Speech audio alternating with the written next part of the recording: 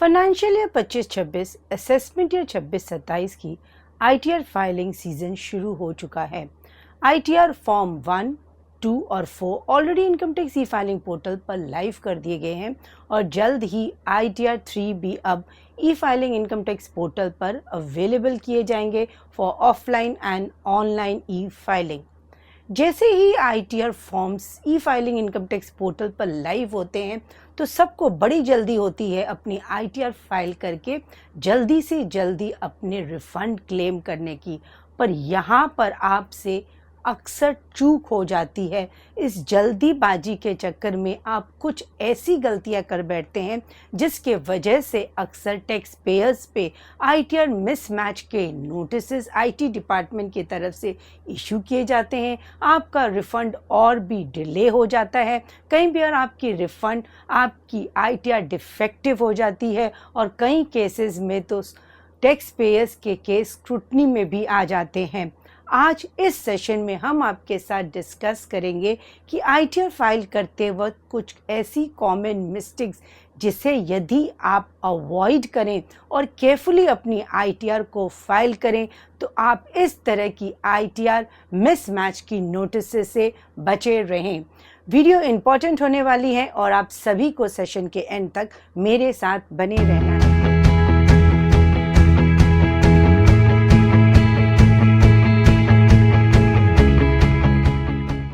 Hi friends, I am CA Anita Agarwal. Welcome back to my channel. सबसे पहले जानते हैं कि ITR filing due dates financial year 25-26 assessment year 26-27 में जो चेंजेस किए गए हैं वो क्या है।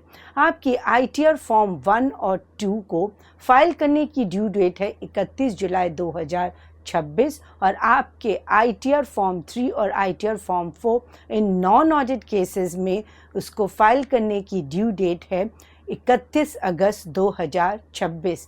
आपको अपनी सभी आईटीआर्स को कोशिश करके अपने ओरिजिनल ड्यू डेट पे ही से फाइल करें। यदि आप उसे मिस कर देते हैं तब आपके पास एक ऑप्शन है to file your belated return by 31 December 2026। उसके लिए आप पर लेट फी एप्लीकेबल की जाती है।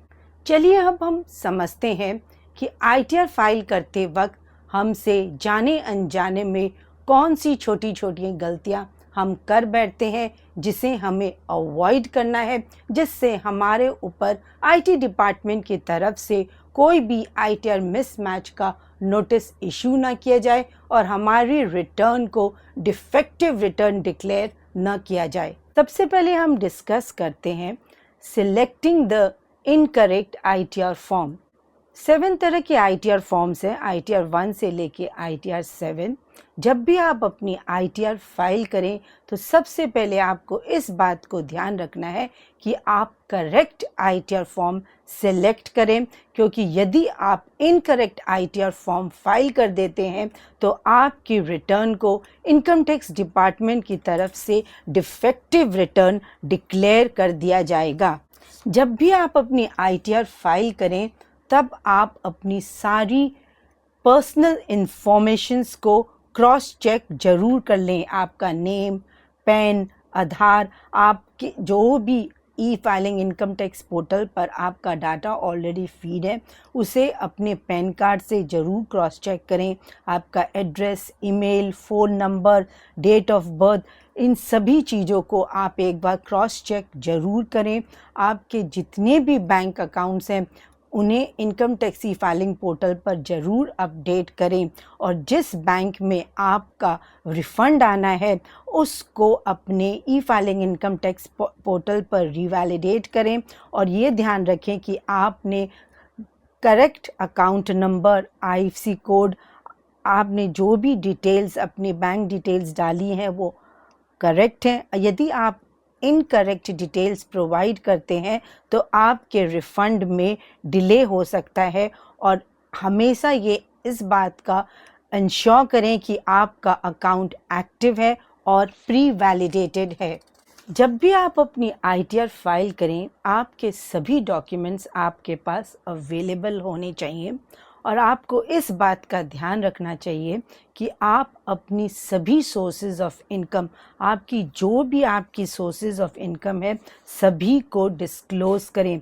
किसी भी इनकम को छुपाने की कोशिश न करें, क्योंकि आपके जो भी ट्रांजैक्शंस आप करते हैं वो सब आईटी डिपार्टमेंट को ऑलरेडी उनकी नज़र में है।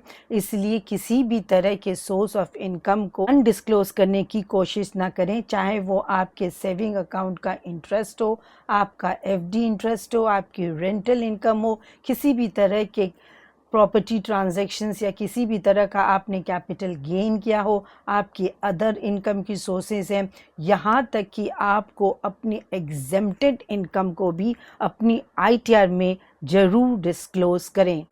आईटीआर फाइल करते वक्त 2 इम्पॉर्टेंट फॉर्म्स 26 एएस और एआईएस और टीआईएस है।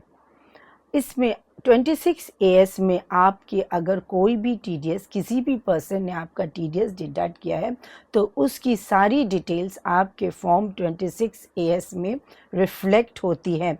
आप उसे ज़रूर अपने डॉक्यूमेंट्स के साथ, जो भी डॉक्यूमेंट्स आपके पास अवेलेबल हैं, आपका टीडीएस, टीसीएस, जो भी आपके डॉक्यूमेंट्स आपके पास अवेलेबल है, उससे फॉर्म 26 एएस को ज़रूर क्रॉस चेक करें। अपनी सारी टीडीएस क्रेडिट्स को क्रॉस चेक करें। एम्प्लॉयर, अगर आप एक एम्प्लॉई हैं और आपके एम्प्लॉयर ने फॉर्म 16 प्रोवाइड किया है तो उसे भी अपनी फॉर्म 26 एएस से चेक करें। इंश्योर करें कि आपकी जो भी आपके सारी डिटेल्स हैं आपकी, वो फॉर्म 26 एएस में रिफ्लेक्ट हो रही है।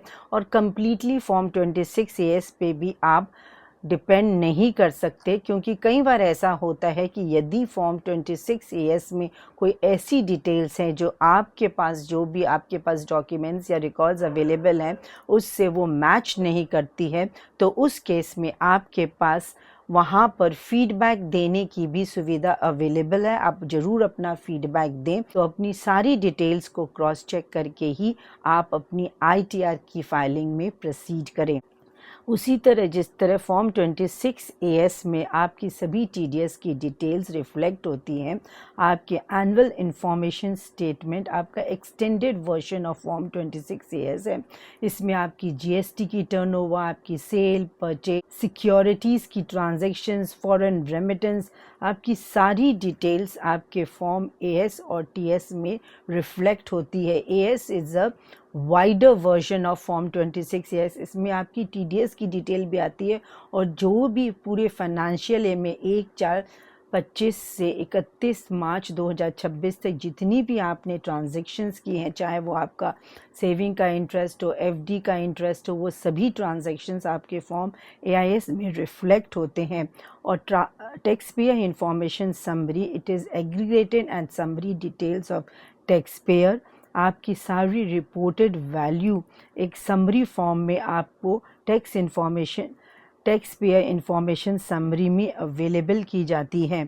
और इंश्योर करें कि आपके जो भी रिकॉर्ड्स आपके पास अवेलेबल हैं वो एआईएस और टीआईएस से उसकी मैचिंग ज़रूर करें, क्योंकि अगर ऐसा नहीं करते हैं तो आप पर आईटीआर मिसमैच के नोटिस इशू किए जा सकते हैं। जब भी आप अपनी आईटीआर फाइल करें तो आपको इनिशियली ये डिसाइड करना होगा कि आपको ओल्ड टैक्स रिजिम ऑप्ट करना है या न्यू टैक्स रिजिम ऑप्ट करना है। इसके लिए ई फाइलिंग इनकम टैक्स पोर्टल पर आपको टैक्स कैलकुलेटर ऑलरेडी अवेलेबल होता है। आप अपनी सारी डिटेल्स दोनों ही रिजिम में डालकर, जहां आपकी टैक्स लायबिलिटी लोअर साइड पे है, आप उस रिजिम को आप ऑप्ट कर सकते हैं।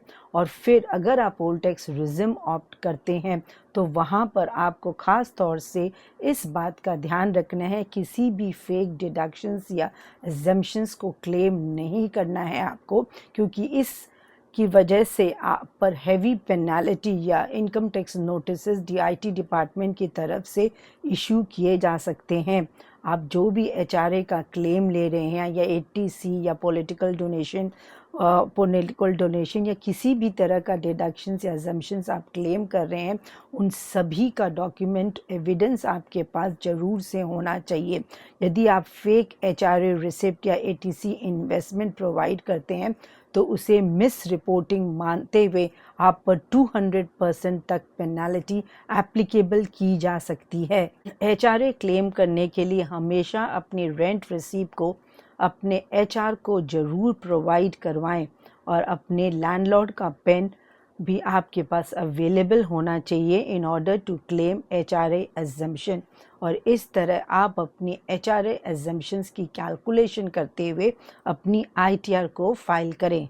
अपनी ITR फाइल करते वक्त अपनी एडवांस टैक्स की कैलकुलेशन आपको पहले से ही करनी होगी। यदि आपका एस्टिमेटेड टैक्स पूरे फाइनेंशियल ईयर में 10,000 से ज़्यादा है, उस केस में आपको अपने एडवांस टैक्स की पेमेंट 4 इंस्टॉलमेंट में 15 जून, 15 सितंबर, 15 दिसंबर और 15 मार्च में करनी होगी। और यदि आप ये self assessment tax in form of advance tax आप अपनी 4 इंस्टॉलमेंट्स टाइमली पे नहीं करते हैं, उस केस में आप पर interest at a rate of 1% per month applicable किया जा सकता है।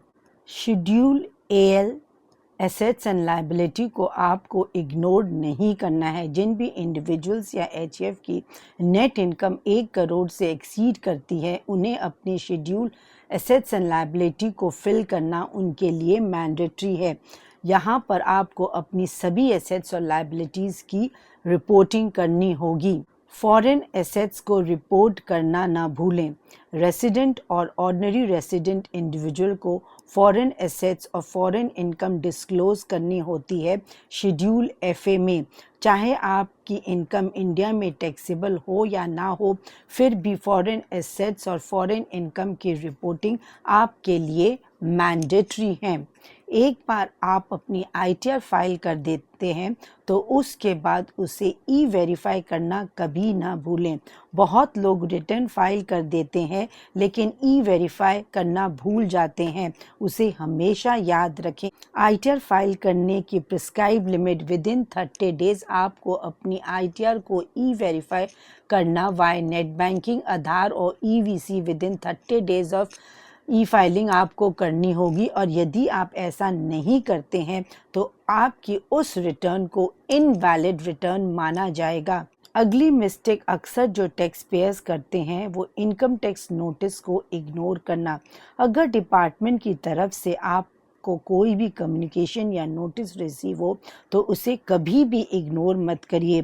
टाइमली रिस्पॉन्स करिए और करेक्टिव एक्शन लेना बहुत ज़रूरी है।